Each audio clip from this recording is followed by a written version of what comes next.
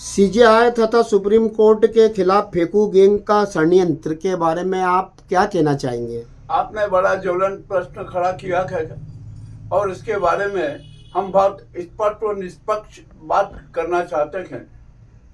Supreme court में जनता का असीम विश्वास है।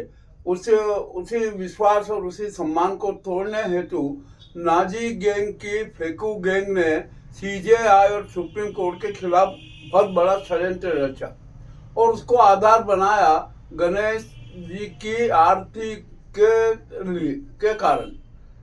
क्या सीजेआई चंद्रचूड़ ने नरेंद्र मोदी जी को आरती में करने के लिए आमंत्रित किया था या वे खुद ही अपनी स्वैच्छिक रूप से आरती करने पहुंचे थे? जहां तक ये बात है, ये अभी गर्भ में है प्रश्न, इसका उत्तर भी बहुत जल्दी मिल जाएगा। अब जहां तक सवाल ये है कि मोदी ने और फेकू जी एकदम गणेश आरती के लिए सीजेआई के घर पे क्यों पहुंचे, इसका जहां तक मुझे कारण समझ में आया है कि बंगाल और दिल्ली में राष्ट्रपति शासन लगाना है।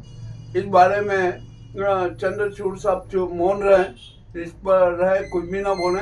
दूसरी तरफ माधवी और धवन के मामले में भी सीजेआई को चुप रहने का शायद ये मौन संकेत दिया जा रहा है। तीसरी बात यह आ रही है कि अभी जो महाराष्ट्र में चुनाव होने वाले हैं उसके बारे में भी सीजेआई मौन रहे। दूसरा, चुनाव आयोग के मामले में भी सीजेआई कोई कठोर निर्णय न दे, वे मौन रहे। और जो बड़ी बात कि केजरीवाल को किसी भी प्रकार से जमानत नहीं दी जाए, इसके लिए भी वो शायद ये नाटक हो सकता है। जहाँ तक हमारा ख्याल है कि ये नरेंद्र फेकू गैंग सुप्रीम कोर्ट से दया की भीख मांग रही है कि हमारे को है महाराज, हमारे इतने मुद्दों पर एक आप शांत हो जाइए, चुपचाप रहिए, कठोर निर्णय दे ताकि हम हमारे अस्तित्व की रक्षा कर सके। किंतु अब यहाँ पर एक बात हम स्पष्ट कह देना चाहते हैं कि सीजेआई चंद्रचूड़ को अब स्पष्ट करना होगा कि यदि उन्होंने नाजी सरकार के पक्ष में एक भी निर्णय दे दिया तो उनकी छवि खराब होगी।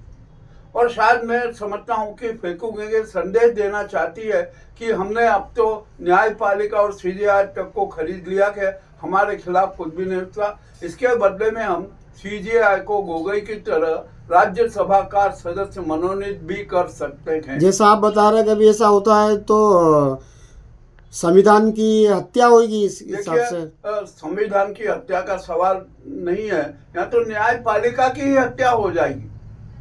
क्योंकि सारे जजेस के लिए, चाहे जजेस कहीं का भी हो, छोटी बड़ी हाई कोर्ट सुप्रीम कोर्ट का हो, उसके लिए कंडक्ट बना हुआ है, जजेस का कंडक्ट कोड है, उसका भी पालन करना अनिवार्य होता है।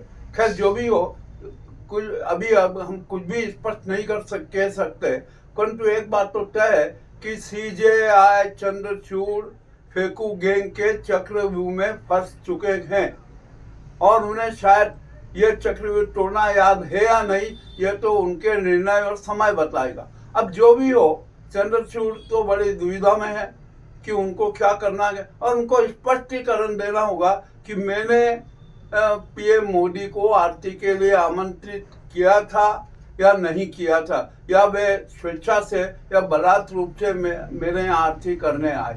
यह आज का जो सच है सुप्रीम कोर्ट के बारे में और चंद्रचूड़ के बारे में मैंने अपना स्पष्टीकरण दे दिया है। आज आपको बता दूं कि आज सत्यवीर लोकदेव तेजाजी की जयंती है और हमें सत्य संवाद करना बहुत जरूरी होता है, इसीलिए हमने यह संवाद प्रस्तुत किया। आपका नाम? केसी यादव।